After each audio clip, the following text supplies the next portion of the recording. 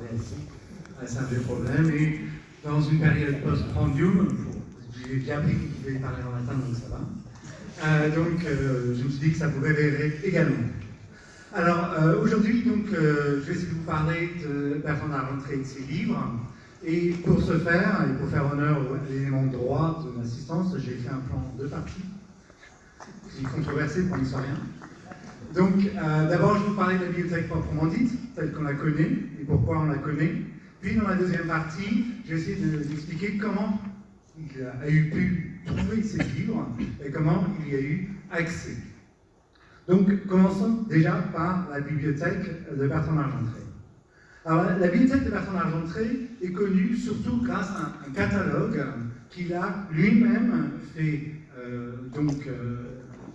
rédigé en 1582 et dont l'exemplaire final survit à la bibliothèque municipale de Rennes, donc au Champ Libre.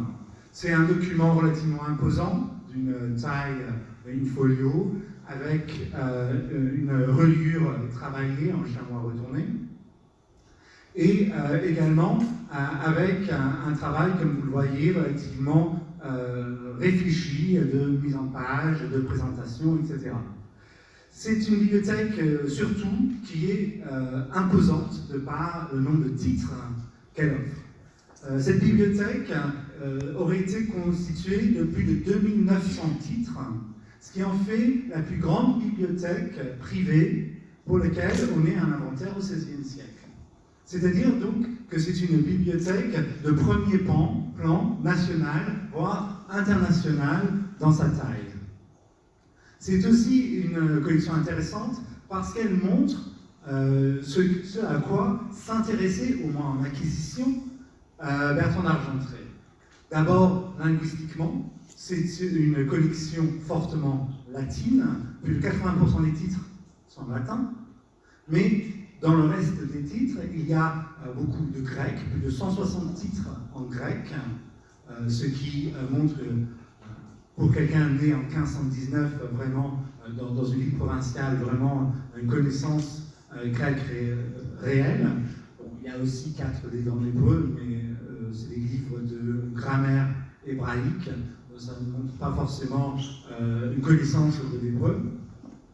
Il y a également des titres en français, mais beaucoup moins qu'on ne pourrait s'y attendre, et surtout, sinon, des titres en italien, qui montrent un intérêt humaniste relativement classique. C'est une collection aussi qui est intéressante pour le fait qu'elle est partagée en deux parties. Partagée en deux parties, et dont la seconde est très différente de la première, déjà parce qu'elle ne fut pas créée au même moment. Vous le voyez sans doute ici en haut. La collection, l'inventaire est dressé en 1577, soit 5 ans auparavant. Et cette collection est également ordonnée très différemment. La collection principale, la première partie, est arrangée donc par ordre alphabétique du nom d'auteur, alphabétique du nom d'auteur de manière très très simple, A, B, C, D, etc. Dès qu'on est à la deuxième lettre, il n'y a plus tout d'ordre. On est vraiment dans une liste qui a été créée à partir d'une liste préexistante, dans laquelle on a simplement recopié chaque ouvrage commençant avec A, B, etc., sur des cahiers différents. Alors que la deuxième partie est organisée thématiquement. C'est-à-dire que mentalement, cette seconde partie a été créée avec une optique réellement de travail, pas simplement dans son contenu, mais également dans la façon dont elle est agencée. Vous le voyez dès cette première page, qu'on commence ici, par le droit canon, Libri Juris Canonici. Et l'ensemble va continuer de cette manière en passant en revue donc le droit civil, puis le droit coutumier, etc., pour arriver à une grande section finale, dans ce cas-là ordonnée par ordre alphabétique, qui sont des écrits divers autour du droit. Ces deux listes donc, nous suggèrent déjà une collection partagée physiquement également. Le fait qu'elles aient été créées avec un temps d'écart aussi important et que on les trouve si bien distingués, suggère qu'il y a une collection donc, qui est également physiquement séparée.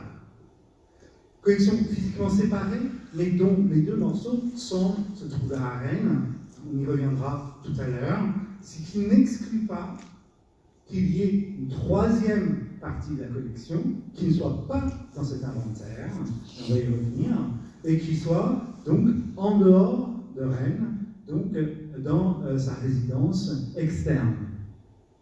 Ceci est en soi-même relativement classique, et un des problèmes classiques des historiens du livre, ou des historiens point, qui essaient de considérer une collection, qui ont toujours à garder en tête le fait qu'on ne sait pas ce que la personne avait en dehors de la liste.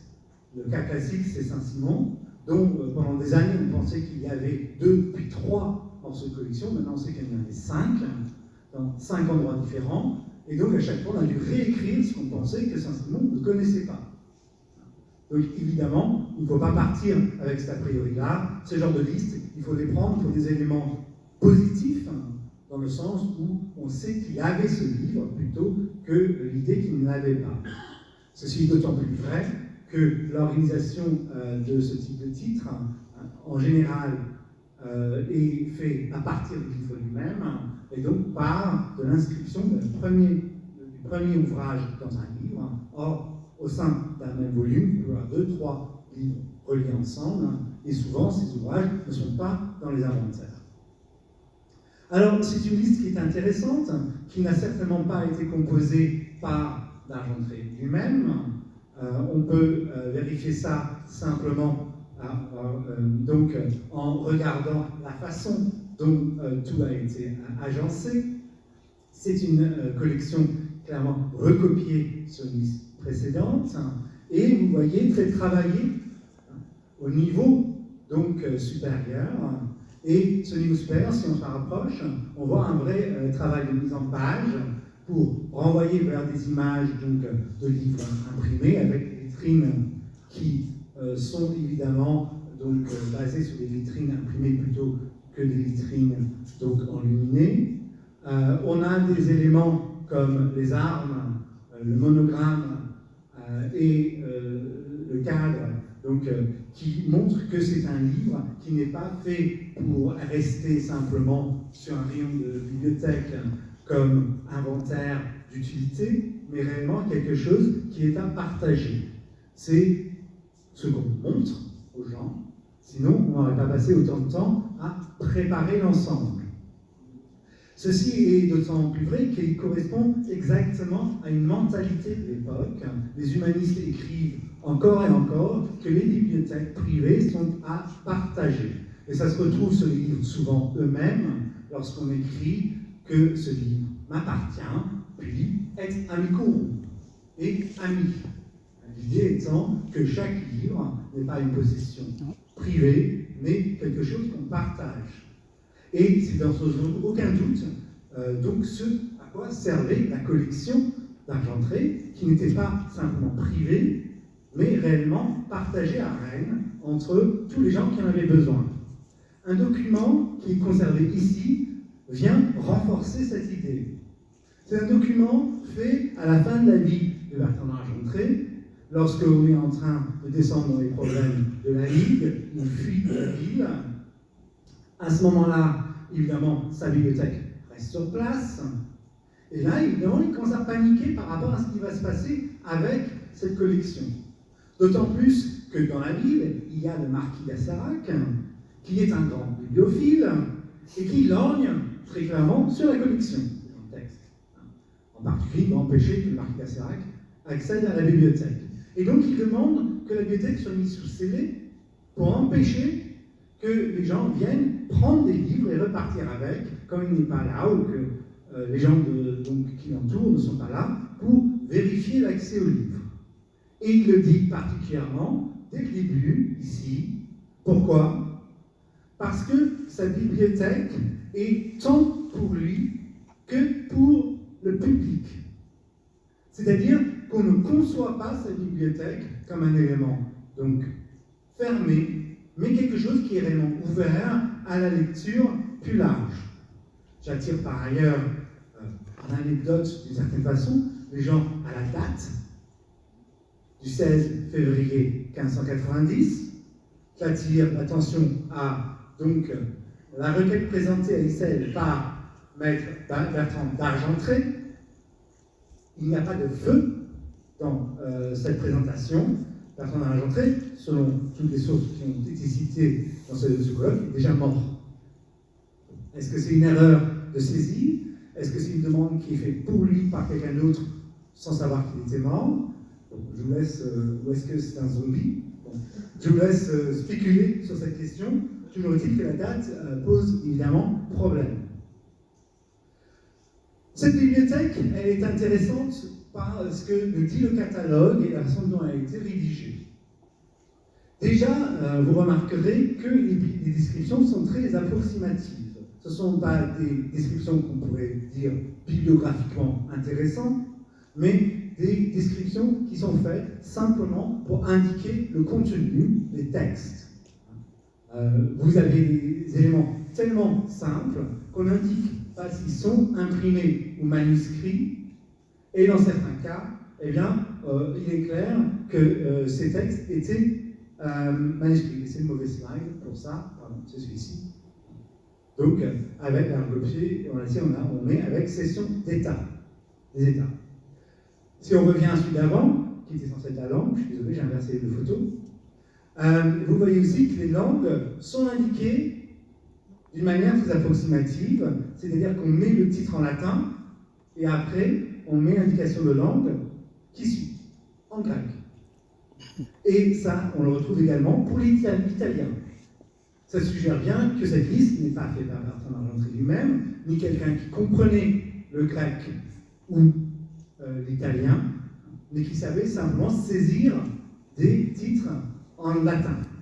Il savait saisir des titres en latin, mais clairement, il ne parlait pas le latin.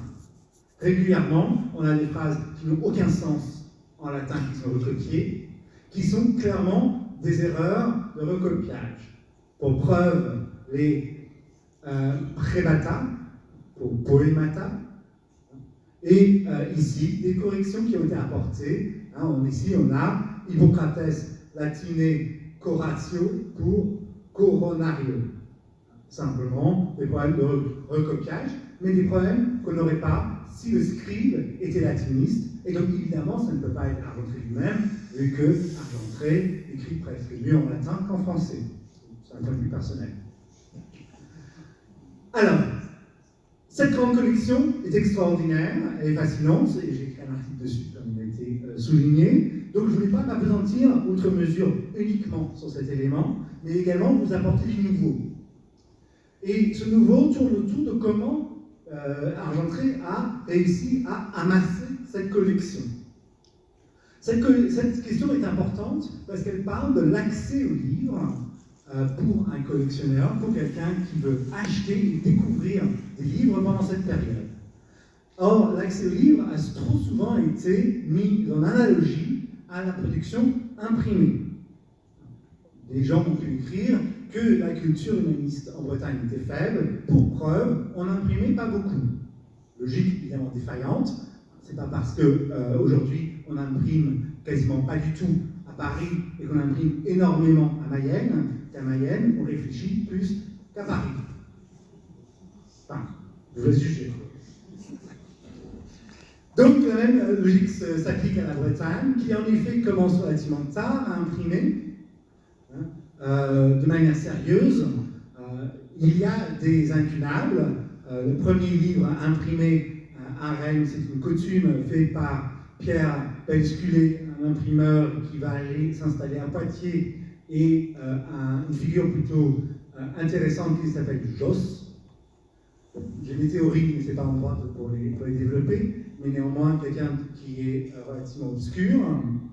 Ils impriment ensemble, donc près de l'église Saint-Germain, à Rennes, proche de là où travaillent notamment beaucoup de tanneurs, région d'artisans, et on verra que c'est quelque chose qui est important, vu qu'on s'installe dans une région, une zone d'artisans, plutôt que de bourgeois. En cela, ces débuts de l'imprimerie à Rennes sont relativement balbutiants. on produit 2 livres dont on connaît l'existence, et puis il n'y aura plus rien pendant 40 ans, puis peu à peu, les presses vont revenir et travailler. Le grand imprimeur de cette période, c'est Julien Duclos, qui est l'homme derrière, vous le savez bien, beaucoup des travaux juridiques sur la Bretagne et qui vont être imprimés à Rennes. Sa production, néanmoins, reste tout à fait limitée.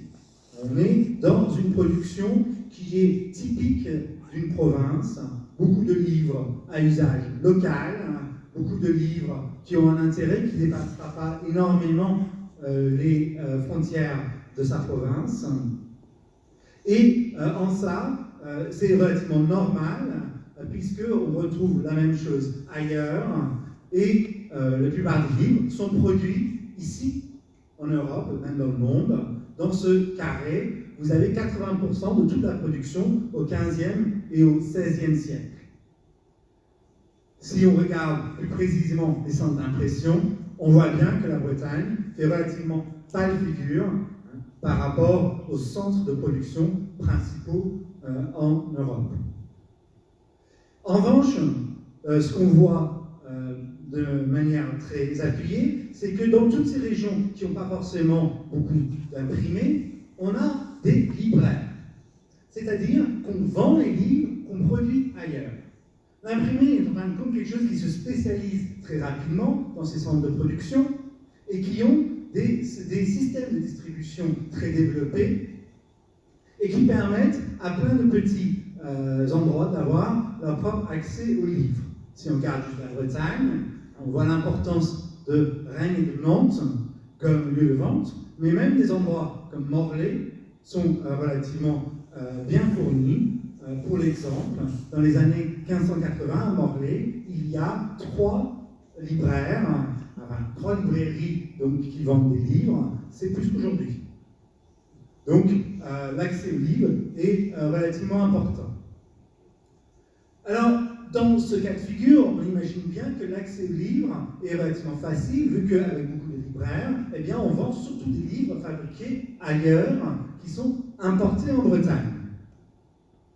C'est vrai notamment parce que la demande en Bretagne est importante, même dans le domaine juridique, au-delà simplement des praticiens. Et c'est quelque chose que j'aimerais souligner en faisant référence à ce qui a été dit tout à l'heure par rapport à où Argentré a appris donc, ses connaissances. Eh bien, certes, à Rennes, il n'y avait pas à l'époque une université, mais l'école qui était très reconnue au niveau du droit, précisément.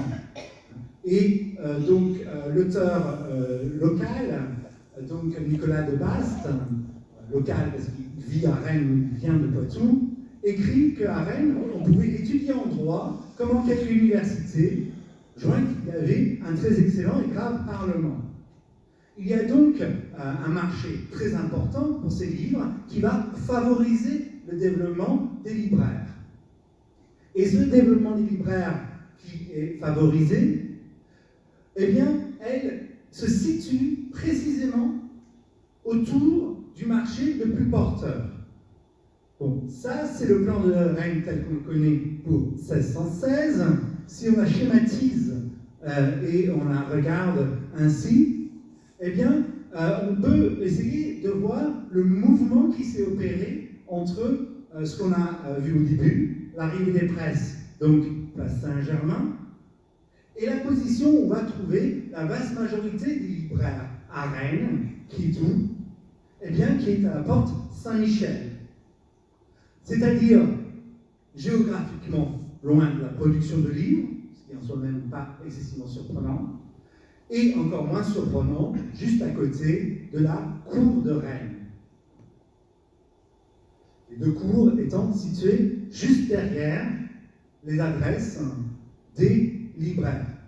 Alors, ceci est d'autant plus intéressant que, grâce à une thèse récente de Mathieu Pichard, j'ai pu trouver, en suivant une de ses notes en bas de page, un document intéressant qui a un titre qui ne promet pas grand-chose, procès-verbal de la réformation du domaine de Rennes, mais qui cache à l'intérieur beaucoup d'informations sur les libraires.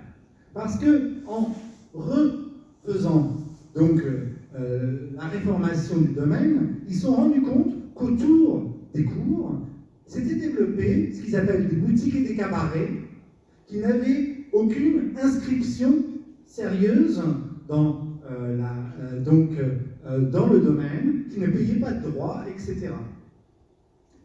Ces personnes se situaient tous à la sortie de la cour. Ici, vous avez donc la prison Saint-Michel telle qu'elle est aujourd'hui. Ou ceux qui sont plus entreprenants pour aller ce soir, c'est une boîte de nuit aujourd'hui. Ici, donc, vous avez la rue qui mène à la rue Saint-Michel, et qui était l'endroit rêvé pour ça. Alors, si on reprend sur le cadastre, puisque l'incendie de Rennes s'arrête juste là, on a ici donc la cour de Saint-Michel, et ici donc la cour de Loire, avec le champ Jacquet où il y avait la sortie principale des cours de Rennes, et derrière la sortie secondaire qui allait vers la rue Saint-Michel. Or, ce document nous révèle que les boutiques et cabarets qui s'étaient installés de part et d'autre, eh bien, se divisaient entre les quincailliers, les merciers, etc., qui s'installaient soit dans la cour ou vers le champ Jacquet, et les écrivains et les libraires qui, eux, eh bien, s'étaient installés à la sortie secondaire de la cour. Cette sortie secondaire, elle est intéressante parce qu'elle est moins empruntée, évidemment, théoriquement, que l'autre, mais qui aurait été classiquement l'endroit par lequel accédaient et sortaient donc les juristes eux-mêmes. Qui avait donné le droit à ces gens de s'installer ici?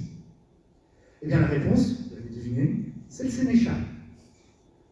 Le sénéchal qui avait permis leur installation et qui donc entretenait un rapport particulièrement positif et direct avec ses libraires, puisque dans les conditions qu'il avait stipulées, il avait donné à celui qui était le plus proche l'obligation d'ouvrir et de fermer la porte donc de la cour à la demande des juristes, de fournir en cire la cour, de nettoyer les pavés, alors ça c'était pour tout le monde, de la cour et également donc, de la rue qui menait, mais aussi à l'un d'entre eux de fournir en livres la cour quand on en avait besoin et dès qu'elle en avait besoin.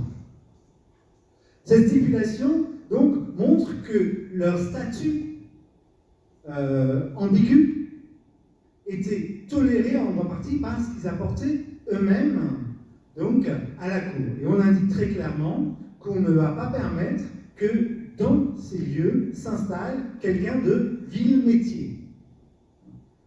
Vil métier, c'est-à-dire quelqu'un notamment qui fait beaucoup de bruit. C'est indiqué. Alors, ceci est aussi intéressant parce que du coup, on décide de les imposer. Cette imposition va se faire en fonction de la taille de leur boutique. Et donc, on mesure les boutiques des libraires. Alors, on mesure en pied de l'époque, que j'ai transféré en utilisant l'article de Henri C, qui date, mais bon, je présume que les mesures n'ont pas changé énormément entre les deux, en mètres carrés, et vous voyez que ces boutiques, eh bien, elles sont toutes petites. Ce sont des petites boutiques qui proposaient donc pas forcément une grande collection en termes de quantité, mais une diversité.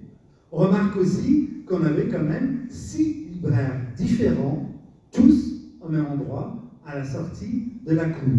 Ce qui montre que c'était réellement quelque chose qui devait être porteur.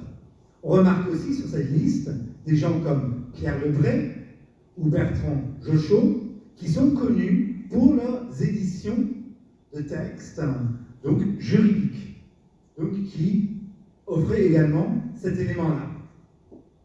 Mais pas que. Regardez ici cette figure de Georges Clairet. Clairet, donc voici donc, la devise, enfin, la marque, eh bien vous le voyez que son symbole était donc Saint-Georges, logique de son nom, mais qui reflète pas simplement je dirais, le rôle classique de Saint-Georges, mais qui s'insère dans une scène qui reflète son propre intérêt. Parce que Noël Dufay, père, parle de Georges Clairet et explique que dans sa boutique, il n'avait que quasiment des romans de chevalerie. Il aurait pu, dit-il, vendre des livres utiles pour l'enseignement, des 2 maths, grâce auxquels il se devenait immensément riche, mais ça ne l'intéressait pas. Il ne voulait prendre et vendre que des livres de chevalerie et donc des romans.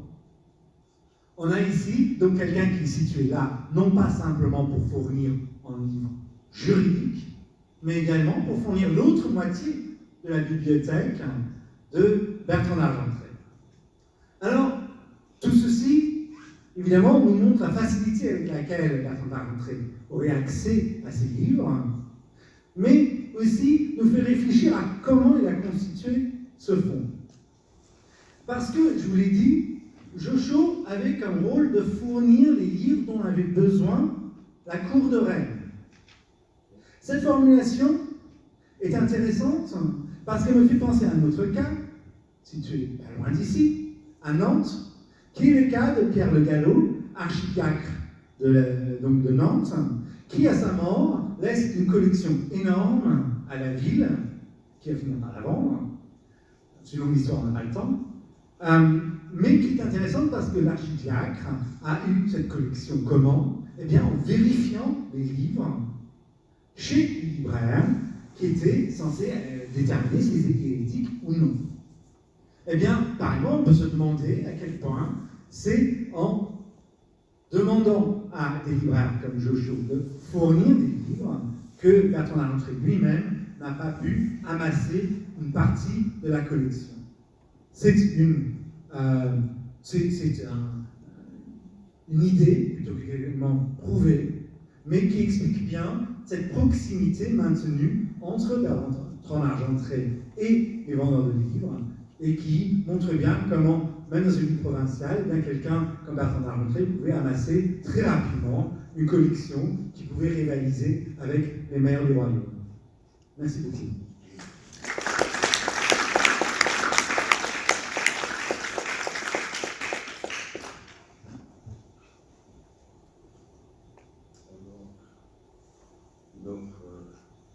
Prochain intervenant, c'est bien connu un peu le monde de Bretagne, Michel Nassier, pour son travail sur la petite noblesse de Bretagne. Et pour les autres, son livre extraordinaire sur l'histoire sociale de la Bialance, qui est sorti en 2011, qui est de grande importance pour les Gortaras, et pas mal d'autres aussi. Et je passe la parole.